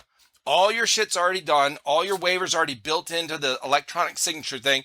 I go up, tap, gone, tap, gone, tap, gone. Like, oh, dude, there's so many different ways we could do this. There are. Speed Pass, from Disney. Or Right. Right? Yes. Oh, for real, bro. But yeah, that's so. I'm gonna tell Yeah, you. the innovation. I agree with you on Blue Mag. I'm really excited about that. I'm really excited about Blue Mag. I think they got some really big things. Me coming too. down the line for us. I did. Speaking of Austin and Dave over at Zulu, so I started watching their podcast because I'm always looking at airsoft podcasts. I'm not. I want to listen to them all. Yeah. Right? I enjoy it. So because somebody last when I talked to Obsidian, Yep. they talked about stormwalkers, storm riders. Storm Riders podcast. I think There I've are a couple guys in Canada, Yep. and Oh, yes, they I've heard put of out. Yeah, they call your hits Yep. The Call Your Hits podcast. podcast. Yep, I've Yep. watched a couple of So I those. listened to that one, watched that one, and then because they just recently started doing the video, they didn't have video originally, and I was listening to them last year, but yeah, when Dave came out with the Zulu 24 podcast recently, Yep. I started watching that. I actually commented on the Blue Mag one, Yep. saying I saying something like, "Hey, this is a great podcast. You know, Yeah. pretty good for a fucking jarhead because Yeah. Dave was in the Marine Corps." Yes. Yep. So, but I never got a response back. I think I've contacted him actually to be on the podcast, Yeah. but anyway, so they, Maybe so you just have to go visit his field and go be on his podcast. That's what you gotta do. right, I'll come on oh, with you. I'm not too far from there. bro, I'm Yeah. not driving up there. Look, they made a comment on there. Austin made a comment on there about these kind of podcasts, like where we're Yeah. doing it over, Yeah. that kind of thing. And I get it. I get it. Ideally, a studio is good. It's nice. Now, there's still some, Austin, you still had to wear a headset and a mic at Dave's podcast, okay? Because that's what I asked him about when we first started the podcast. Love When it. I invited him on, he was like, "Well, I don't want to wear a headset." I'm like, "Okay, you don't want to mess up your hair, pretty boy. It's fine." But but guess what? He was wearing a headset at that podcast. Okay, it's important for audio. Yeah, Yours it is is. fine, but Oh, it's I'm glad. because you Glad. got a good mic. But Yeah. well, you got your mic in front of you, so that's the one thing that people don't understand. Hey, I got a great podcast mic. Yeah, but it's sitting up over here out of the camera view. It's echoey as fuck. Yeah, I can't hear you. I gotta be right here. There Be you right go. up onto it. I gotta be talking right into it, so that way everyone can hear. Yeah. No. But yeah, I really I do follow their podcasts. I do like what Austin's doing at Blue Mag. Really looking forward to that. Is there any innovation with guns with AEGs or HPA coming out this year that you know of? I haven't Not, heard of any. not that I've really heard of. No. Yeah. No. Not. No. I haven't heard too much. See, that's sad to me. I wish there was. Yeah, I wish there was some new stuff too. I'd like to see people come up with like more airsoft guns that accept different calibers of BBs. You know, we have 6mm everywhere. It'd be nice to see people starting to make stuff, that'll accept an 8mm, 10mm, stuff like that. I think that'd be an interesting innovation. Are those already out there? Have There those are been? there are a couple of 8mm BB guns Oh. out there. They're rare, but there are a few. It's just the 6mm seems to be the standard throughout the industry. I wonder why they settled on that No, instead of the little bit bigger ones. I don't know. I wish I could answer that, but I think that would be an interesting thing to see. Yeah, right. But Okay. yeah, haven't really seen much of yet for new things that at least in I haven't either. Yeah. Yeah. Now the 3D printing is becoming very popular with It is. adding attachments and stuff for Yeah. like Yeah. the AAPO1s, making them look like MP5s. Like somebody Oh yeah. recently held up something and I was like, "Holy shit, that looks cool as hell." And it was like it looked like SMG and it was an AAPO1. I was like, Yeah. "Come on." But they're all looking like the SMC9 up here, like. Yes. Right. But Yeah. yeah, no, they got a lot of that stuff coming out, which is really cool. But no, I'm not really purchasing anything new recently. The only thing that I've been purchasing is I'm buying a lot of MC Kydex stuff, getting a lot of their radio holsters and things like that, which Huh. are new and innovating, and they work really, really well with the Baofangs. Oh, gotcha. Yeah, it's just I've been using soft holsters, radio holsters, and stuff for years. And I'm just sick of it because every time I bump into something, it changes my radio channel or whatever. So I'm breaking down. I'm spending some money, and I'm getting some of these Kydex holsters for them. Yeah. And now when I bump into stuff, nothing changes. My comms stay the same, and I don't have to worry Yeah. about being with it or pulling it out or having a buddy pull it out or anything like that. So that's It's funny you said that because all these different people I've talked with, I've never heard of it, that a Kydex holster for the Baofeng until Friday night. I did a podcast with the Airsoft Primate Mark, and he showed off all his gear, and it was a Kydex holster. Yep, for the Baofeng. This one? Like this one here? Yeah. Yep. Nope. Complete Kydex. I have one here, and then I have. Sorry, I'm not next to the mic. Repent. And then I have this one back here as well. Right, that's the one he has. Yeah, my bad. That's the one he has. Yeah. Yep. And it comes with a nice little radio lock on there. Lock button for your volume. Oh shit. Okay. Yeah. Just comes right off, so you can turn your volume on. Oh, look at that. Yeah, and you can put this on. It just snaps right into place. So it won't. Dude, that's so smart. Yep. No, absolutely love it. But Yeah. that's what I've been upgrading, my comm setup, you know? I still use the Baofeng. Yeah. Something a little bit nicer, so that way when I knock into things, nothing gets turned or turned off, or the volume knob doesn't adjust. And, you know, I just want things to work when I'm out on the field. No shit. Are there any, I've never heard of any, like the guys, my sons, they use Baofengs. Are there any better radios to use on the field than those? Baofeng is the best bang for your buck. There are better radios that will require you to get like a ham radio license and stuff like that. Oh, that's right. I think you and I talked about that actually. Yeah, there are a couple of those out there, Okay. but you know me, man. I'm the guy out there in woodland camo and multicam camo because what broke it. If it ain't broke, it works. You know, like Right.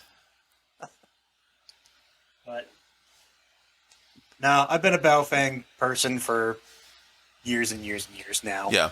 And That's probably the best option for everyone, really, for the mass. really what everyone uses. I mean, you go to some of these Milsim events and you see the radio guy for the faction. He's sitting down and he has 15 Baofengs in front of him.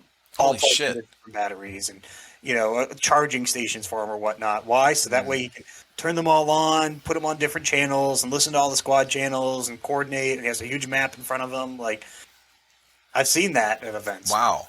They're running Baofengs. They're not running, some crazy ham radio or something like that. Like Right. they're just keeping it simple. So, Yeah, no shit. But yeah, man. Awesome, man. Well, dude, you've got a lot going on this year. You got a lot coming up. It's planning with Oh yeah. planning ahead. You got everything planned out until the end of the year. Oh yeah. People, especially when you're younger, I never realized how fast a year goes. It does go fucking goes fast. Dude. Bro, we're halfway through March right now. I can't even believe that. It's craziness. It's craziness. Yeah. So, yeah, that's good. All the planning stuff. You guys got a lot of events going to that are going to be fun, and I'm sure you got some new players that you guys are expanding and with the team and all that. Yep, we are currently at, I think last time you and I talked, we were just about like 10 players. Mm-hmm. Now we're at 12 right now. We got two more recruits that are joining us that hopefully will be members by maybe by the time this airs, to be honest with you. So we'll see there. But dude, no, we're expanding. If anybody's looking to join the MoBros Airsoft team, mobrosairsoft.com/recruit. You can go there. You can see everything that you would need to do or get or how our recruit process works. It's all listed for you online, along with a form you can go ahead and fill out, and we'll get it in the email, and we'll link up with you out on the field. We have members that are as far out from our New Hampshire, New England area. We have a member out in Pennsylvania. We have a couple guys in Massachusetts, a guy in Rhode Island, a guy in Maine, New Hampshire, so on and so forth. But we're definitely expanding, and we're just looking for fun people that want to come out, play on a team, and just have a fun time, have fun vibes. Right. Go grab some beers after the event, like go grab Yeah. a big dinner and stuff like that. So it's a way to get away from the wife, get away from the kids, get away from work, school, responsibilities, and just have a fun weekend out with the guys, Yep. Awesome, man. That's what we do, man. Well, listen, dude, it's been awesome. I appreciate you, man. Coming back on. Yeah, definitely, dude. I'm so glad it worked the whole time. Like I've I never. know, right? Holy shit, that was so weird. It Okay. was. Oh well, it's all Um, right. well, thank you for having me on. It's always a pleasure catching up with you, buddy. And Yeah, dude. I think we'll do this again for sure. Oh, absolutely, Yeah. absolutely. I feel like last time we talked, it was around this time this last year that we were chatting. I feel At like least it. Yeah, I dude. I'll feel have like to go back and look. It's hmm, kind of a whirlwind when I scroll through. Because I did so many for 11 weeks, yeah. right before Christmas, and then until about 3 weeks ago, I was Hmm. releasing five a week. So Yeah, I saw Monday through that. Friday. So many. It was Oh, yeah. So I honestly I was like there were so many nights I was when I was talking to people I'm like weren't you the one telling me? They're like no. I'm like oh shit. It was somebody like yesterday. Okay, I don't know, but yeah, man. oh yeah. But yeah, it does. It goes fast when I talk with somebody like yourself and I'm like I feel like maybe it's because we interact online. I feel like it hasn't been Probably. that long. And then I go back and look and I'm like, holy fuck, it was almost a year ago. I know. It's just because of that. It's because we interact and stuff online. Yeah, Keep in touch and stuff every now and then. right. I'll tag you in something. You tag me in something. And Yeah, then we like it. He's like, oh yeah, Matty Mo's doing good. Oh yeah, E-Rock's doing all right. And then we finally get to sit down and chat, and it's just like, damn, has it really been like a year since we actually chatted with each other? That's fucking insane. I know, right? Hell So I'm yeah, happy. man. Well, all right, brother. Well, I appreciate it. You have a good night. Yeah, you too, buddy.